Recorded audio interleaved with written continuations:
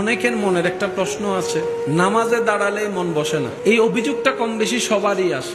নামাজে দাঁড়ালে যত ধরনের টেনশন, যত ধরনের ভাবনা, যাই কিছু আসে আপনার আমাদের, সেগুলা কি আখেরাতের না দুনিয়ার? একটু সবাই বলি। নামাজে দাঁড়ালে যদি ব্যবসার টেনশন, চাকরির টেনশন, পরিবারের টেনশন, যাই আপনার আমার ভাবনায় আসে, এই নামাজটা পড়ার জন্য ঢুকতেছি কোথায়? আল্লাহর ঘর, মসজিদে। এবার আপনি মসজিদের সামনে দাঁড়ালেন, দাঁড়ানোর পর আপনি দোয়াটা পড়ে ডান পাটা দিচ্ছেন, আল্লাহুম্মা আফতাহলি আবওয়াবা রাহমাতিকা। আপনি দোয়াটা পড়ছেন কি? আল্লাহুম্মা আফতাহলি আবওয়াবা রাহমাতিকা।